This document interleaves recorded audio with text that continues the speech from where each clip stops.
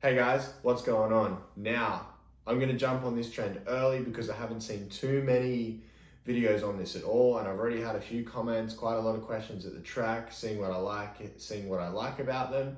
And this is the review of the Adidas Prime SP2.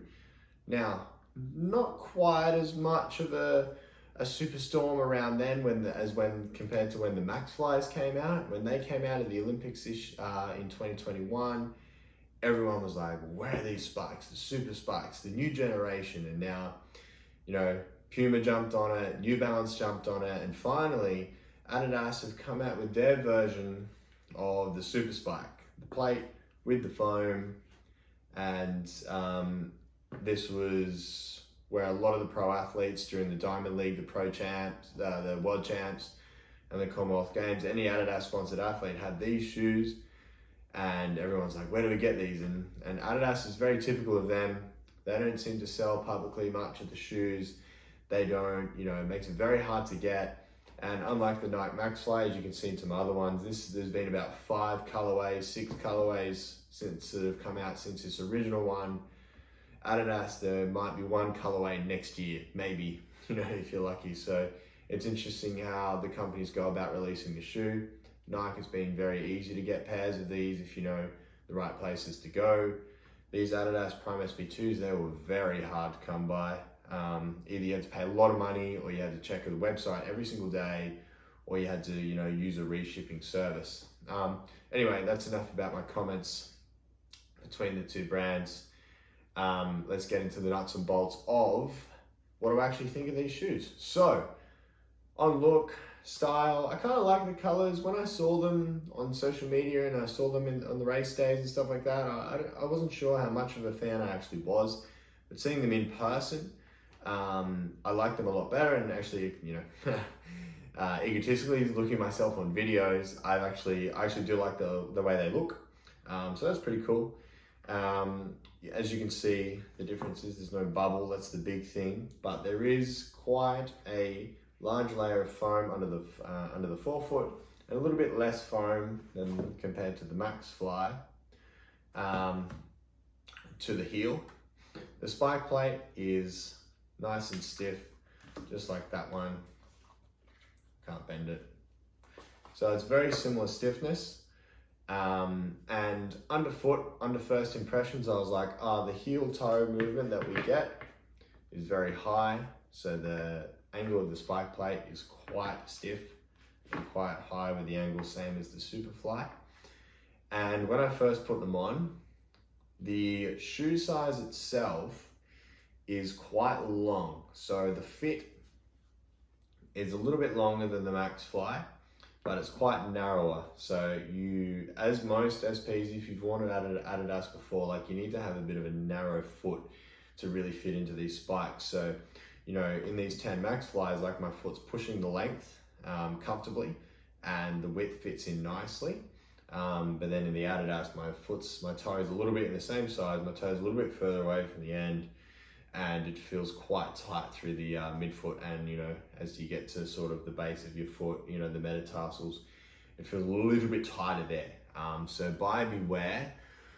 I'm not going to say get the size above, but definitely, if you're a size 10 in a jogger and you decide to wear a 9.5 on your spikes, I would say get the 10 in these if you happen to find them. Now I got them out, wore them at the track my first session into some block starts, and I wore them today in my speed endurance session, and I'm a really big fan of these. If you've ever worn the Prime SPs, they feel more like a Prime SP with some foam, a bit bouncier, as opposed to feeling like a Nike Maxfly Super Spike. Because these are very different to what the Superflies are, whereas these kind of feel like an upgraded version of the Adidas Prime SP, hence the Prime SP2 of the name. What's next? So, quick little comment about the Maxfly. When you wear the Maxfly, it feels like your foot is very far off the ground, and when you hit the ground, you feel like you get this thud, you get a nice bounce, you get this pop up, and you feel like you've got a very wide base of support. The spike plate's quite wide, and you can see there's a bit of separation there. Whereas with these, the Prime SP2s, it feels like your foot goes into the sock, and that's the upper, so it's not quite a full sleeve, but it's like a semi-detached tongue, so like it goes into a sleeve at the top, and there's little bits at the side where you can make it tighter. You put your foot in and it feels like the plate and the shoe wraps around your foot. So the Maxfly, you kind of feel like you're on a bit of a platform, you don't really know where the ground is, which is good and bad, and some people like that, some people don't, as discussed in the last video. Whereas this one, it feels like it very much wraps your foot, and when you get up and hit off the toe, when you walk around, it feels like you've just got this nice amount of cushion, which is pretty interesting, which I like already in my first couple of sessions with wearing them. Probably need to gather a little bit more data in terms of, wearing a Maxfly, a SP2, an SP, a Nike Superfly. I suppose if they actually make a difference, if they feel. But the upper, the fit is very nice. Like I said, it's that semi-detached tongue. It feels like you can wrap your foot a lot better. The foam is very nice. It's quite bouncy, but it doesn't give off that big like platform, thud kind of noise. The track, the noise hitting the track is a little bit quieter, but it still feels like you get a nice responsiveness, and it really encourages you to stay up on your toes. I feel like with the Maxfly, because it is that wider base of support, you definitely feel like you stay a bit flat-footed, and you get like a little bit less pronation and supination. Whereas with the SP2, because it's a lot tighter around your foot, feels like it wraps it a lot more, you are a little bit more likely, or I feel like I get a little bit more supination when I'm running to get that toe off before I get that toe off, but that's just a feeling, my mechanics don't look that much different. It's just the way the shoe feels, where this is like wraps your foot, whereas this is like putting on a big beefy shoe that helps get you heaps of bounce. But I can definitely see how, I would say this is more of a perfect blend between the Super Spike and between the old versions of spikes, where you get a nice layer of foam that does extend through the midfoot all the way up to the heel, and especially where you want it to land on your toes, it's in a really nice section under here, which is good. So I will put a couple of training videos in this, just so you can see, so you can hear the difference between what the Maxfly sounds like on the track, what the Adidas what the SP2 looks like and sounds like on the track. And I will say where to buy. From least expensive is Adidas Australia. When they come out, they're like $280, but it's like one size at a time. Second one is any kind of UK or Europe shoe that's shipped to Australia. So obviously you're paying the $280 plus whatever the shipping is.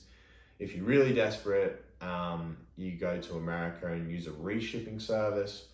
Or lastly, Track and Field Clothes, which is a professional athlete reselling brand, which, sometimes you don't mind paying that because you know that it's going to athletes. That's definitely the more expensive one, but you will get those spikes nearly straight away. So there's a few options there in terms of how to buy spikes, which is good, even though they seem like they are nearly impossible to buy. If you know where to look and you know what time, and as simply as just refreshing the page or the website every day, you will be able to get a pair. And of course, like anything in life, the more money you're willing to pay, probably the quicker you will get it. So they aren't just exclusive for pro athletes. So there's my review on my initial review on the Prime SP2 versus the Nike Maxfly. I think these will be my racing shoe for 2022, or at least, the season. I definitely haven't thrown these in the bin, that's for sure, because I do like the shoe. They are pretty cool. I did buy them, so I will train in them, I will race in them. But I think to start off with, these are the new kid on the block, so I'm pretty keen to see how they go. And my previous PBs, pre-accident and stuff like that, all of them are in the Adidas Prime SPs. So I think it'd only be fitting to hopefully run some new PBs in the Prime SP2s. And as I said, just going over it quickly, the spike plate is nice angle on the spike plate. The foam feels quite supportive, but not as thick or not as bouncy as the Maxfly, but you can definitely notice it, definitely feel it. Feels like a nice foot strike on contact. The sock or the fit, the upper is like a semi-detached tongue, which is quite comfortable, so you can really get the spikes nice and tight. And then it is a bit of a meshy upper, so I think that's probably where they've probably saved a bit of weight, whereas this is obviously a full synthetic upper and the tongue is detached, so it can get in the way a little bit. So And comfortable at the back actually, because there's a heel toe here too. There's a heel counter as well, so that's a nice soft thing, similar to the Maxfly, which is good. All in all, at the moment, I give these shoes a 9.5 out of 10 because, you know, probably the only thing that's detracting is maybe the cost and access, and two, maybe that bounce, but we'll see how we go after a few more sessions and see if I run a PB. Anyway, I put those videos at the end of the video, put those videos of me training at the end, and hopefully you can get a pair. Until next time.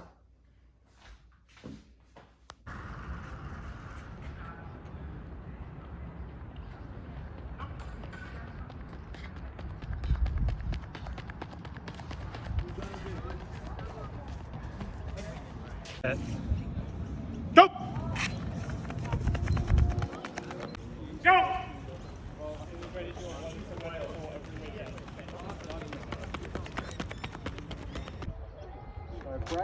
Practical lane. There we go. Thomas Shannon. Years, boys, 1,500 metres. Yep.